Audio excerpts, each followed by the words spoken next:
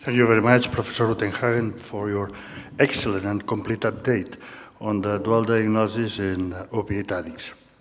Well, normally in this kind of sessions with 5 speakers, we have been 5 speakers, there's never time for discussion, but today we are really lucky and we will have 10 minutes or maybe 15, Jean-Pierre, there is 15, for discussion. Then please just raise your hands. But first of all, before this, I would like to ask my first question. It's not a question, it's a suggestion, because I am intuitive with Professor Utenhagen, because I put his name in several opinions or in several commentaries that I have done during my talk. And I would like to ask him to say yes or not. For example, I would like to ask him why the morphine, the injectable morphine has not been developed in the Swiss experiment, and which has been the results of the rest of ways to inject, transdermal, all these kind of things that you have tried. Please. No.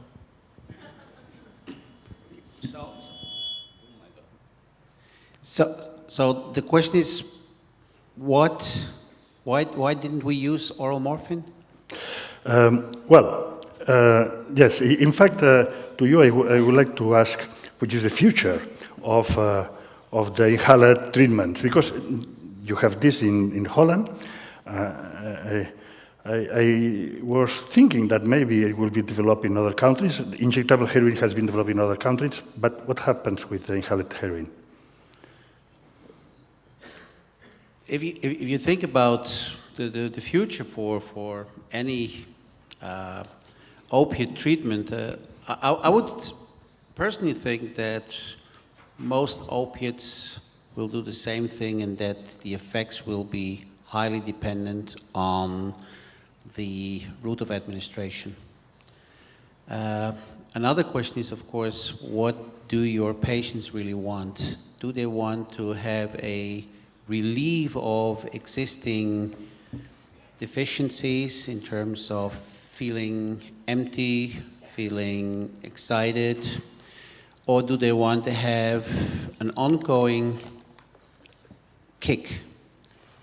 I think I saw one of the pictures that Gabriela showed, is that there is a range actually of between harm reduction and total abstinence of possibilities, and depending on the type of medication and the route of administration you're going to use, you're going to satisfy different needs of patients. And that is what we probably have to look at. And so there's probably no answer to what is the best one. Diversification is probably the best we can do. I think 20 years ago, a patient would come to you and you say, but I have methadone. And he said, but you have something else. You say, yeah, I have more methadone. Well, no, maybe I have more methadone. And think now that you're in the situation that you can offer different routes of administration and different medications. And at the end, that will be a combination of patient preference and effectiveness, shown, proven effectiveness, that will define what our armamentarium of medications will be.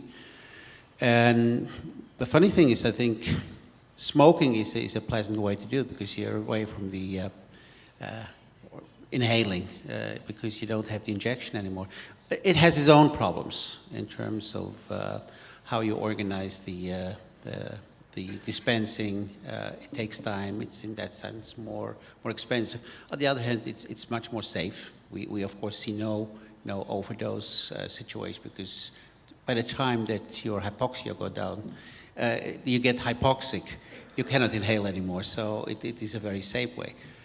But again, it is, I think, a great situation that we have the diversity possibilities now. And that is, and I think we start to treat our patients much more like the rest of the world is treating their patients. We're asking about their treatment goals, about their preferences, and we have different treatment options available that can satisfy their treatment need in an effective and safe way. So I think that's the great development that we have seen here, that there's no one solution. We have many solutions for different patient problems and different patient preferences.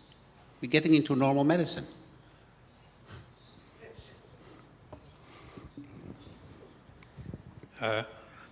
Just a short answer to your question. We tried any kind of pharmaceutical formulation of diamorphine as a test.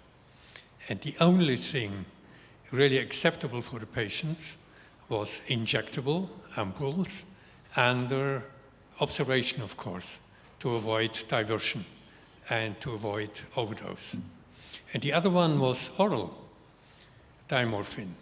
As you know, in two preparations, one is immediate release and the other one is retarded release.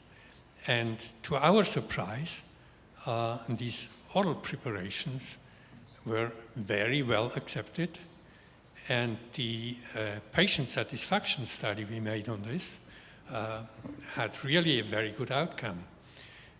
One of the reasons may be that patients do not have to come forward many times a day for the supervised injections, but they can get it to take home for 2 days, the oral preparations, so they have more freedom to organize their life for social integration, for social contacts, and so on. So we will go on around this, but on the other hand, injectable morphine was a complete failure, and injectable methadone as well, for very important side effects. Thank you very much, both. Please, the attendants. Yes, please. Could you say your name, maybe? Oui, je m'appelle Laurent Gourarier, je suis français. Et je voulais vous remercier, Miguel, pour la présentation en français, l'effort remarquable et la clarté du propos. C'est une question un petit peu redondante. Il semble que c'est au moins aussi efficace. Attendez un petit moment. Ça y est, Gabriel? Non? Ça y est? OK. Pour attirer les gens vers le soin, il semble que c'est au moins aussi efficace les alternatives, comme vous l'avez très bien dit, et que les traitements classiques. De plus, M. Hortenhagen, si j'ai bien compris, dit qu'en cas de psychopathologie importante, ça peut même être plus intéressant, plus satisfaisant, les programmes d'assistance par l'héroïne, que les programmes classiques de soins par la méthadone, etc. Alors maintenant, j'ai envie de vous poser une question, je pense qu'il n'y a pas forcément de réponse. Est-ce qu'il y a un but à long terme à ces traitements alternatifs? Est-ce qu'on peut garder en injection pendant 5-6 ans, je pense que M. Hortenhagen a le recul suffisant, 5, 6, 10 ans, des gens qui ont besoin de ce traitement pour rester dans les soins? Est-ce que ça peut être considéré comme vous parliez d'automédication, M. Casas, comme des neuroleptiques? Est-ce qu'il faut les intégrer dans la palette de soins des autres psychotropes? Ou au contraire, est-ce qu'il faut, je ne sais pas, aider à sortir ou à réintégrer les programmes de maintenance classiques? C'est une question que je voudrais vous poser. J'aimerais avoir votre éclairage là-dessus. Please.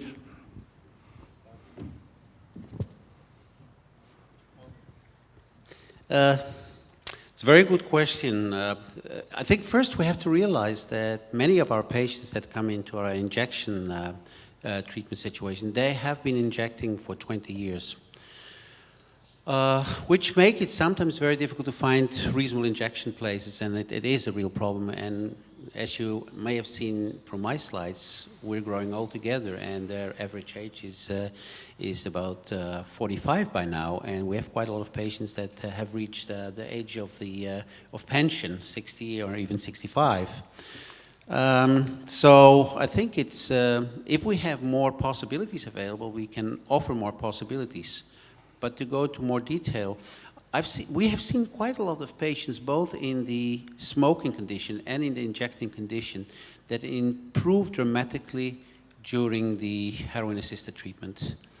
And some of them continue. I would say over the course, we have follow-up data, like you have follow-up data of many years now. We have almost 6 or 8 years. At the end of 6 or 8 years, a lot of people do very well, but it's about 40–50% that stays with us in the heroin-assisted treatment. Other people stop somewhere. And why do they stop? Many people stop because they say, I've improved a lot, and actually I want to have a little less control over my life. And so some go back actually to methadone maintenance treatment, orally, most of the time with higher dosages, and they do very well afterwards. Some of them go back, they say, my life is in order right now.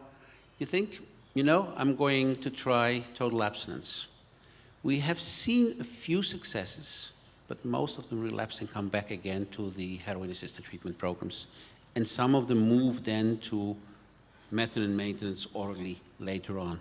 So we have the different trajectories, and we can actually satisfy the different trajectories more and more if we have more diversification of our treatments. So again, so far we keep medical supervision, and we are led by preferences and wishes under supervision.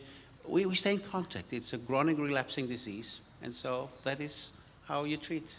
You stay together with the patient and find the best situation for his current position.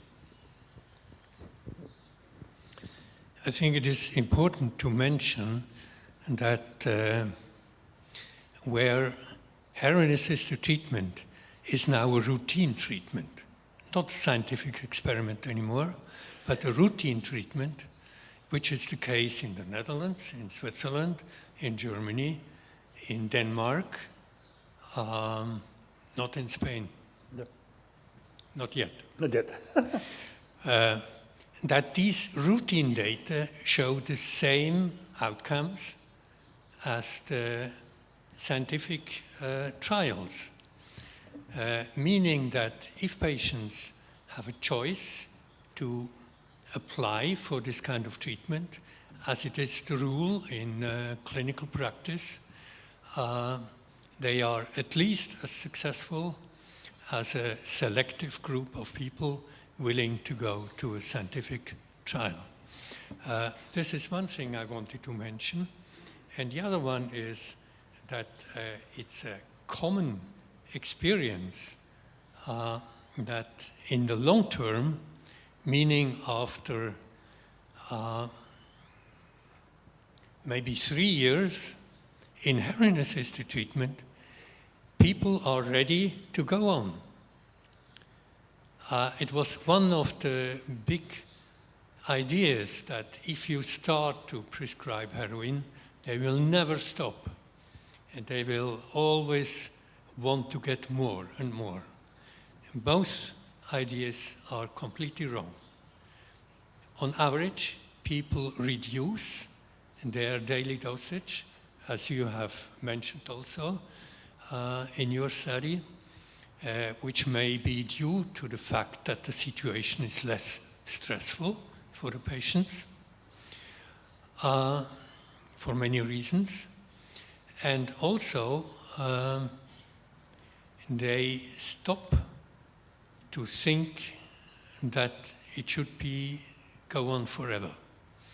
But they have a high interest and motivation to go back to routine methadone maintenance and do much better in this methadone maintenance than before, which is a challenge.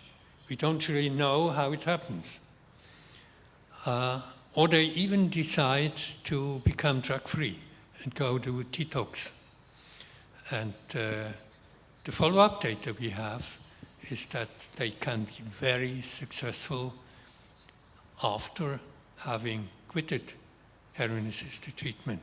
So I think these are experiences which invite clinicians all over to think about this alternative to classical treatments for those who have failed in those classical treatments.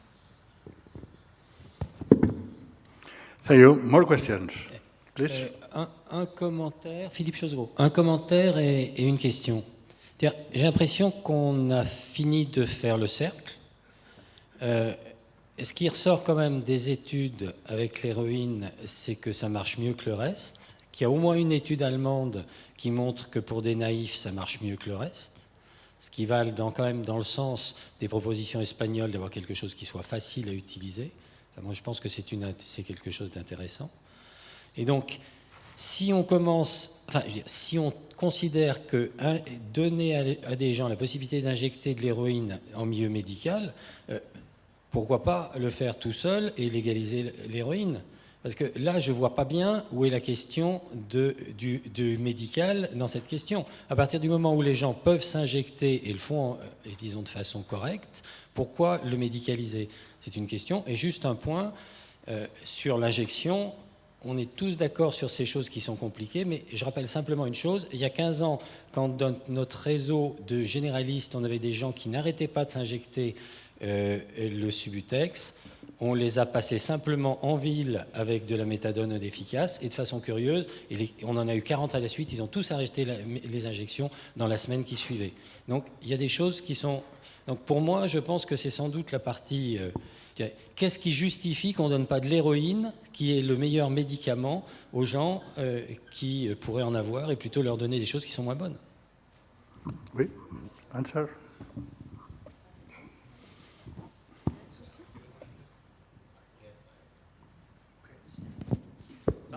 So I try to understand what you say. Like, is heroin-assisted treatment, is it a medical intervention, or is it a medicalized provision of an illegal substance in a legal setting? Is it pharmacotherapy or is it drug use? Did I understand that well? Because it's a little challenging what you're saying. I think you have understood my point, but it's not exactly that. Is there any rationale to continue to think that heroin should not be legalized? It's the opposite, you see.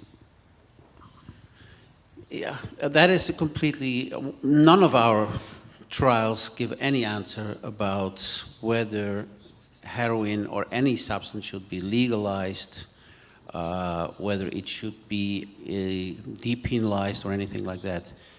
All our studies say something about people who became addicted, and it's not about use, who became addicted and were treated with methadone and didn't succeed in that, whether there is alternatives for them. And now, of course, I know that there's a lot of other interesting questions. For example, one that's a little closer than your legalization question is, should you first be a failure in methadone before you go to heroin-assisted treatment? There's a lot to say about that. So far, we don't know. That should be maybe investigated. You should also realize that a general idea about treatment, and especially I think in addiction treatment, is that first we should try not to control people's lives more than necessary. And I think neither Ambrose nor me are going to sell heroin-assisted treatment as a charming treatment, because it's actually not. It puts a lot of restrictions on patients. They have to come 2 to 3 times a day to a clinic, which is actually a very intrusive kind of treatment. So I think we all love when people can go back to oral maintenance treatment or to abstinence treatment if the possibility is there and the outcomes are better. But I think that none of us would really emphasize the beauty of heroin-assisted treatment. It's very controlling, and it's restricting people. So I myself would be actually careful in promoting, especially given the high effectiveness on well-performed, high-dose methadone maintenance treatments. I very much agree that all the experience with heroin-assisted treatment is no argument for legalizing heroin. I may add a very interesting and unexpected experience. One of the concerns when we started it was that young people would be invited to start to experiment with heroin if it gets the image of a medication instead of being a devil drug. Now, what happened? The incidence of new heroin use in our country went down to the very low rates of the late 70s. in the same time when we started this heroin-assisted treatment. And now all kinds of drugs are available in the discos and clubs and so on, except heroin. Heroin has no good image. It's a loser drug. And I think it's very important to see that the poor devil who is going to a clinic to inject under observation his heroin various times a day is not a very attractive career figure.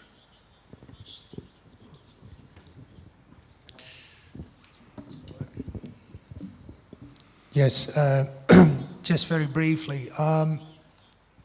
In the UK, there's actually quite a long history of GPs that were able to prescribe diamorphine ampules to their patients and methadone ampules as well. And it used to be quite substantial. Then that in the 60s and 70s and the 80s, the numbers slowly started to reduce. And some of the reasons that there was actually there was some research into why there was a reduction of prescribing, and some of the things that came to the fore were that GPs felt uneasy as it was that they couldn't see how it was administered, so there was very little supervision on how it was administered, whether it was injecting related health problems, and there were also issues about the risk of diversion because a lot of these ampules ended up on the street. So I'm not saying, I have no opinion on that, but what I do know is that there is the experience in the UK, and that wasn't a very good experience. And the supervised injectable treatment trial, in a way, was the rescue of heroin-assisted treatment in the UK, because it's very likely that if it hadn't been introduced, that we wouldn't have any prescribing of heroin ampules in the UK at this day. So. I think that unique way to introduce heroin, morphine, as a general treatment and in the pharmacies, it's with oral heroin. At least in the United States, they will never allow heroin, injectable heroin, which is a drug that has not passed all the requirements that the rest of antidepressant and antipsychotic follows. Why heroin? No, and an antidepressant must spend millions of dollars and 10, 15 years.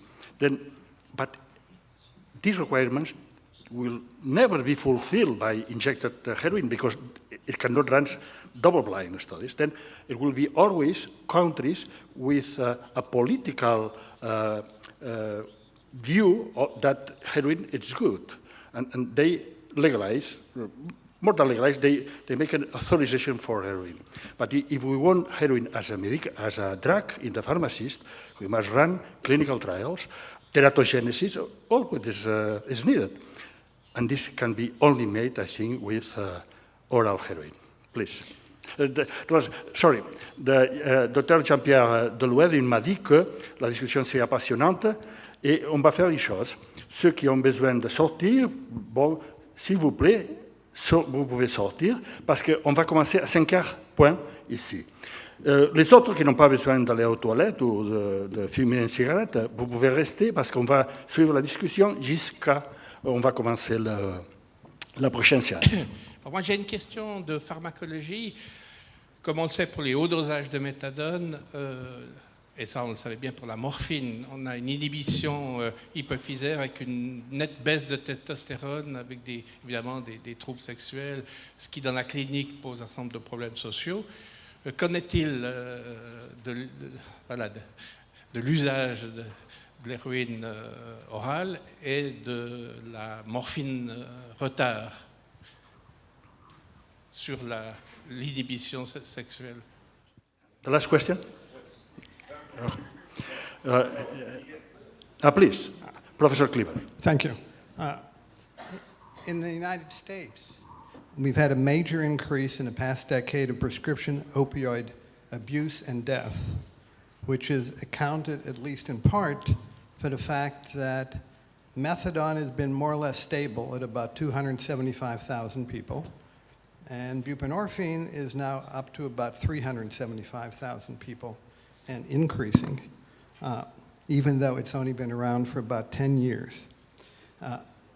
This may change with the very high quality and low price of heroin that has now hit the United States. And I do not see in the United States, and I'd be interested in the comments of the panel about any other change in the United States other than what I see is more and more buprenorphine, probably because of an increase in the injection of buprenorphine. There may be more and more insistence that people have the combination and not simply the mono form. But also, no one addressed the question of relapse, other than a mention that when they stop, people relapse. Well, of course, that's because of the protracted abstinence syndrome.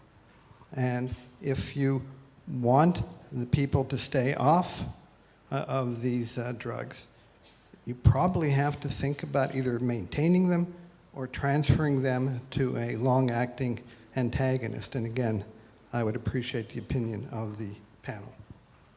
Thank you.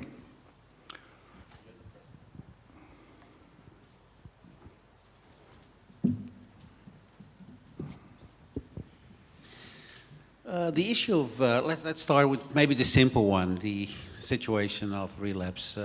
I think Herb Kleber always thinks that we disagree, but most of the time we agree. The issue of relapse is, of course, central to opiate dependence.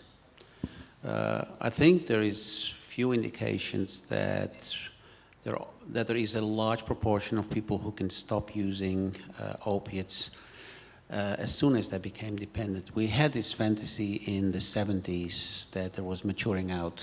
And I think people with long-term addictions, the vast majority have a lifelong disease that can be symptomatically treated, and they can actually live very productive lives with that. But the issue of relapse is very strongly there. So I have met people, especially also in the UK, where the whole issue of recovery is coming up again, which often means that they have limited times that they can be in methadone maintenance treatment because they are forced to try abstinence. I always say that every day on methadone maintenance is a wonderful day, especially when it's on an adequate dose. The same is true, I think, for people who are in heroin-assisted treatment. They failed in methadone maintenance. If they do well in heroin-assisted treatment, in the beginning they come 3 times a day. We see many people, the majority, they skip the afternoon session and they come 2 times a day because they pick up their life again and have no time to come to the treatment unit during the afternoon. If they can continue that for many years, I think it can be a wonderful outcome. But as you have with bipolar patients who are on lithium, one day comes that they say, you know what, I'm doing so well, I stop the medication. And you as a psychiatrist can work hard, you're going to lose. One day he's going to stop. So the assignment is then be there together when he stops. So I think that's our strategy. We go with the patient and we know that the relapse is always around the corner. But you have to move with him. You have to go with the preference, you give advice, and you don't go away. That's the way we do it.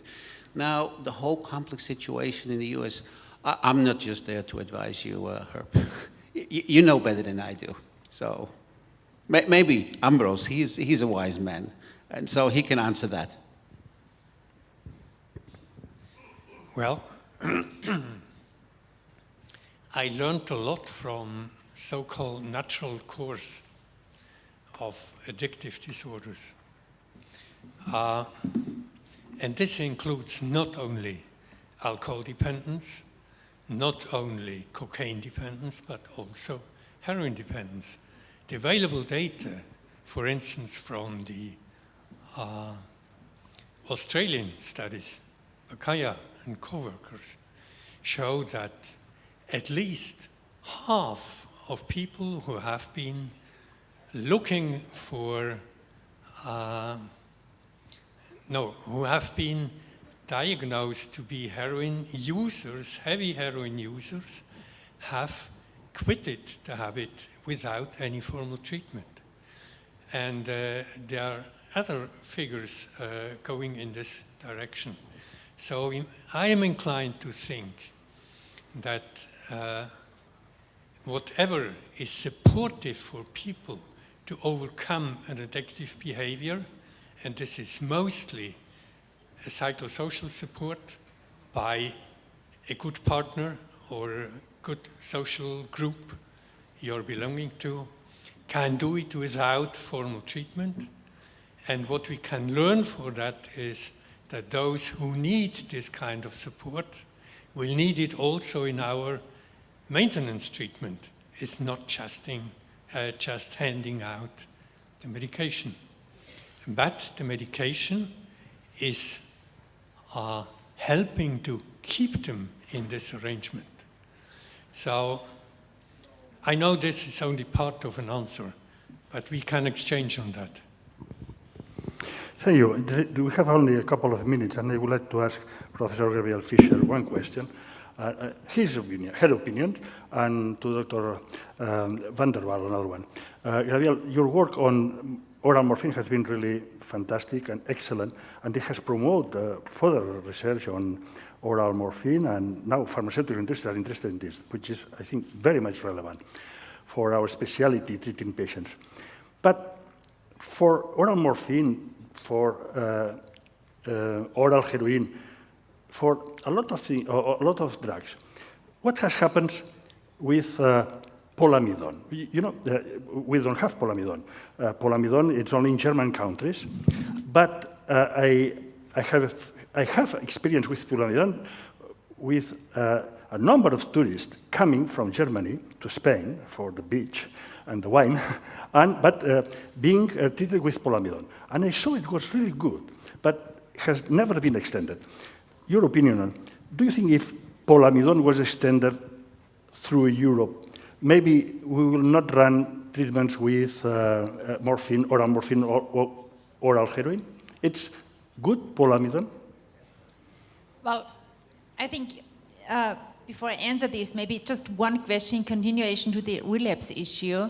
I think there are significant gender differences, whereas women tend to relapse under a lot of stress. Men more tend to relapse if they're really bored, you know.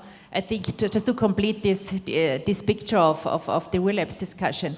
But I think in the registration and in the reimbursement of opiates, or maybe in addiction in general, it's a lot of irrationality, because that oral slow-release morphine has been registered in Austria based on our small-scale study I'm still surprised, you know, and I would not like to give an explanation here on stage, but I have some second thoughts how this probably was working. So this is not possible for any other medication, and this happens. And this is registered in other countries.